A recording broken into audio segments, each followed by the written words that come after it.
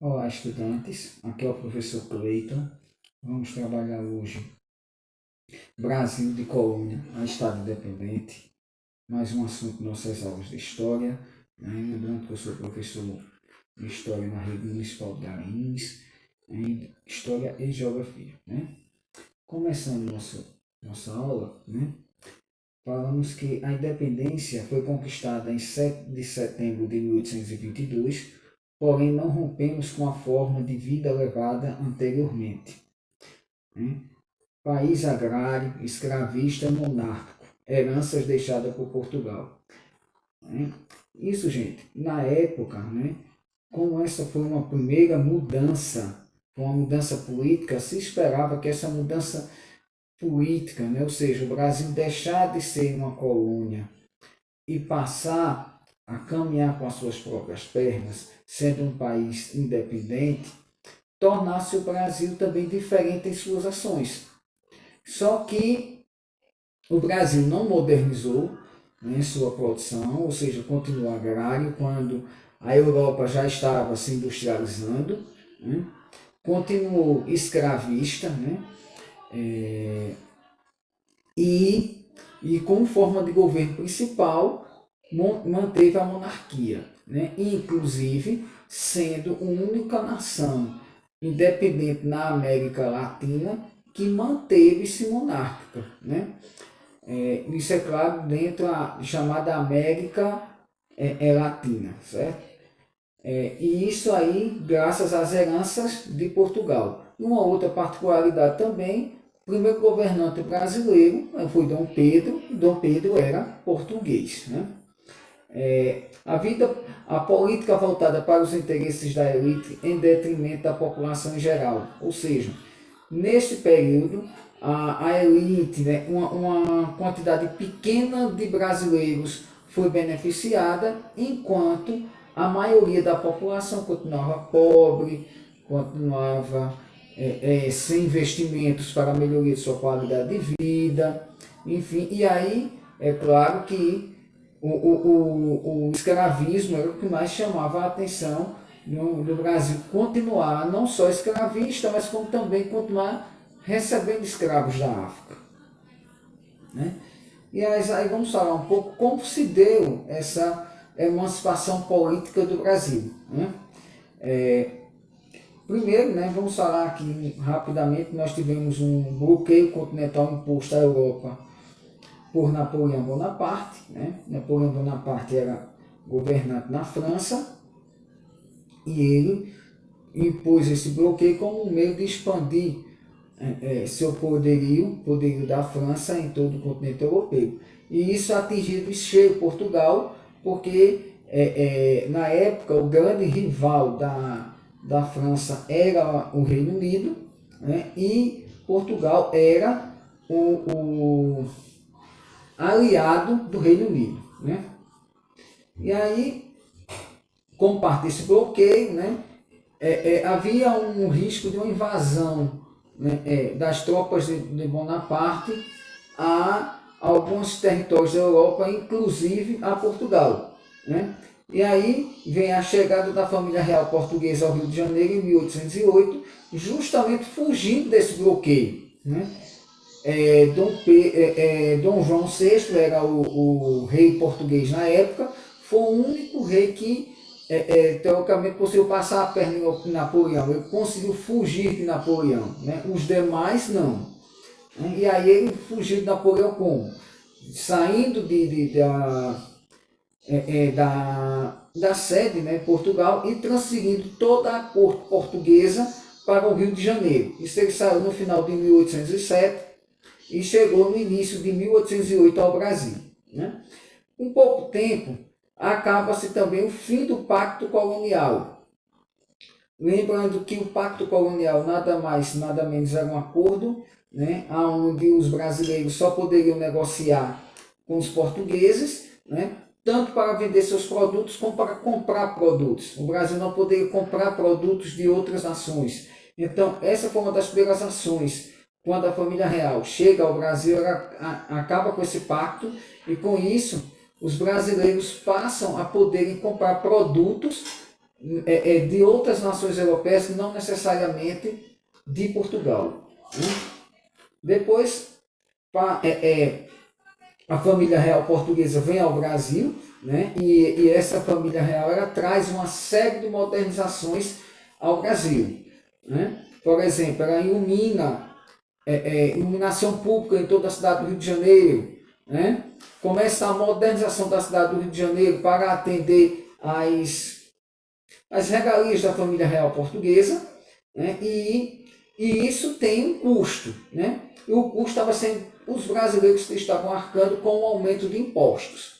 É evidente que isso trouxe um descontentamento entre os brasileiros e um aumento do desejo pela emancipação política do país, pela independência. Né? Isso ficou muito claro, por exemplo, na Revolução Pernambucana, em 1817, que ela foi uma revolta dos líderes pernambucanos, né, que ganhou apoio de outros países, de outros estados.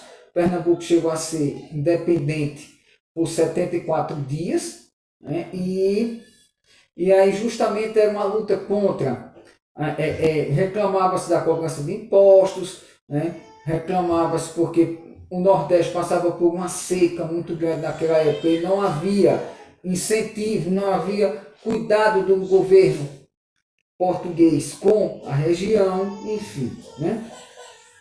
E aí, em 1820, começa uma revolução em Portugal, né, chamada Revolução Liberal, né, que exigia a volta da família real. E isso veio ocorrer em 1821, certo? Então, ao mesmo tempo que, quando Napoleão foi preso, né, de que a Europa se libertou do bloqueio continental imposto pelo governante francês, Portugal começa a ter o movimento de exigir a volta da família real, né? Que isso aí foi chamada de Revolução Liberal, e isso começou em 1820 e culmina com o retorno de Dom João VI e toda a corte para Portugal em 1821, só que aqui ficou Dom Pedro I, que não quis voltar com sua família para o Rio de Janeiro, ou melhor, para Portugal. E em 1822, né, mais precisamente, ele tem um apoio, né, de toda toda uma sociedade por trás, né, começa a ver que manter o Brasil independente de Portugal está ficando cada vez mais difícil. Foi quando a saída foi tornar Pedro ir ali com o seu grupo, né, e declarar a independência do Brasil, isso vindo a ocorrer no dia 7 de setembro de 1822. Né? Estamos em 2021, né? Vamos comemorar esse ano, os 199 anos de nossa independência. Né? E aí, gente, quando Dom Pedro ele decreta a independência do país, né, e começa a controlar a ser o principal governante do Brasil, né? E aí ele toma algumas ações. Né? Primeiro, ele tem uma postura autoritária e centralizadora. Por que essa postura, gente? Porque essa foi a escola, foi o modo que ele aprendeu ao longo da vida. Né? Então, Pedro, na época, ele era descendente da família real portuguesa, né? E aí ele manteve-se a forma que o pai dele governava Portugal, que governava o Brasil na época, ele deu continuidade àquela forma de governo, né? Algo que não agradou aos brasileiros na época. Né? Isso gerou alguns conflitos, né? Alguns questionamentos, inclusive alguns grupos pedindo a volta da monarquia, né? Ou melhor, a volta do poder português. Outros grupos estavam ali que eram desejosos já pelo modelo republicano, enfim. Então, foi um período bem conturbado, né? Os primeiros anos do governo de Dom Pedro. Né? Vale a pena destacar aqui a Constituição de 1824, né? Vamos falar na próxima slide, um pouco mais destacado sobre essa Constituição. Né? E aí esses conflitos, pessoal, né? Tornou o Brasil quase ingovernável. Né? todo mundo dando palpites, agradava um, desagradava outros. Então levou ao ponto que, em 7 de abril de 1831, Dom Pedro I abdicou do trono em favor do seu filho Pedro de Alcântara, de apenas 5 anos de idade, né, e partiu para Portugal. Né? Um dos motivos, né, da abdicação do trono de Dom Pedro I foi a busca pelo trono português, né, que quando chegou lá em Portugal, né, com a morte do pai dele, ele, né, era o sucessor, né, e ele, para não ver o irmão tomar o trono português, ele retorna a Portugal e consegue se tornar rei de Portugal. Né? E aí, gente, o que é que vinha dizer a Constituição de 1824? Né? Ela instituiu 4 esferas de poder. Né? Vem o poder executivo, que é o imperador, governadores e prefeitos. Certo? Hoje esse poder executivo é da mesma forma, a diferença é que nós não temos imperador, mas temos o presidente da república, certo? Porque executivo é aquele que tem a obrigação de executar as leis, é aquele que tem a obrigação de zelar pela Constituição, de zelar pelas leis, tá certo? Já o poder legislativo, né, formado por deputados, senadores e vereadores, né, que tem a incumbência, né, de fiscalizar as ações do executivo, certo? E bem como elaborar as leis. Então, o poder legislativo existe até hoje, e aí, por exemplo, boa parte das mudanças que nós vemos no nosso estado, no nosso município, ou a nível federal, passa pelas mãos dos deputados, dos senadores, vereadores, e o prefeito, os governadores ou o presidente da República simplesmente vai sancionar a lei, ou seja, vai assinar embaixo, vai concordar, certo? Temos o poder judiciário, né, que era exercido pelos juízes, né, e todos aqueles que estão isso hoje seriam desembargadores, promotores de justiça, enfim, tá certo? Atualmente também entra aqui os juízes do Supremo Tribunal Federal, entre outros, né? Mas na época existia também o chamado poder moderador, exclusivo do imperador, permitia a intervenção em qualquer esfera de poder, ou seja, isso era um poder maior que o imperador exercia no país.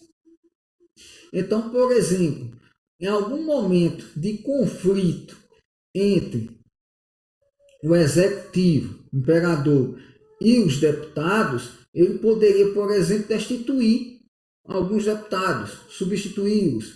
Né? Ele poderia também destituir governadores, prefeitos. Então, era um poder que dava, era uma esfera de poder que dava superpoderes ao imperador.